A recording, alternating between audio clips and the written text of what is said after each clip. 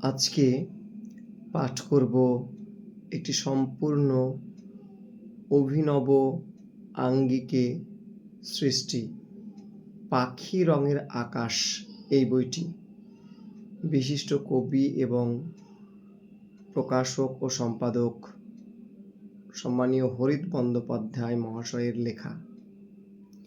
এই বইটি সম্পূর্ণ ভিন্নধর্মী একটি বই, যেখানে কবি নিজের বাবাকে কেন্দ্র করে বিভিন্ন পর্বে বিভিন্ন আঙ্গিকে চিত্র এঁকেছেন এবং সেই চিত্র শব্দের মাধ্যমে ফুটিয়ে তুলেছেন।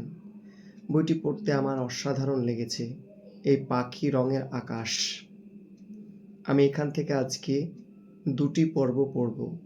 মোট 112টি পর্ব আছে। প্রথম পর্ব, বাবাকে নিয়ে একটা শব্দ উচ্চারণ করতে পারলাম না। কোথা থেকে শুরু করব? কত বছর পেরিয়ে গেল, এখনো প্রথম শব্দটাই ধরতে পারিনি।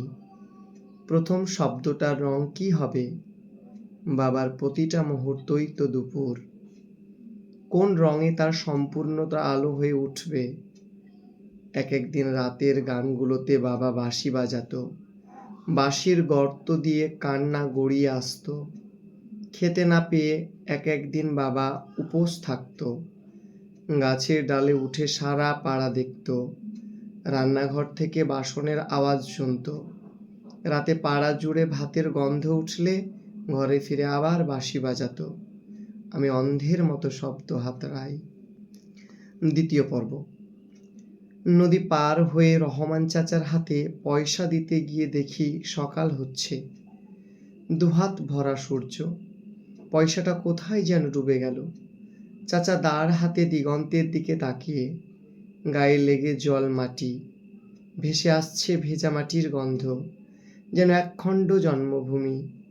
মনে পড়ে একসময় গাছের নিচে বসে স্থির হতাম, দুহাত বাড়িয়ে সে আলো দেখাতো।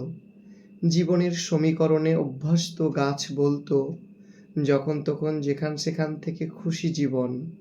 আলো গড়িয়ে আসে হাতে, আলো গড়িয়ে গড়িয়ে পথে। রহমান চাচা বটগাছের মতো মেরুদণ্ড সোজা করে নৌকার উপর দাঁড় হাতে দাঁড়াই, হাতের সূর্য এখন মাথায়।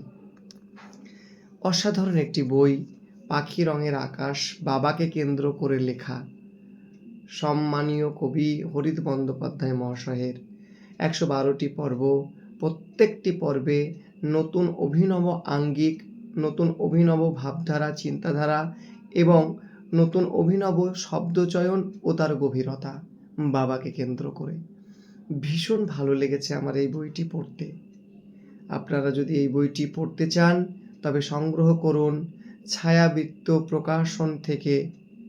বইটির মূল্য 250 টাকা। শ্রদ্ধেয় কবিকে আমার ধন্যবাদ।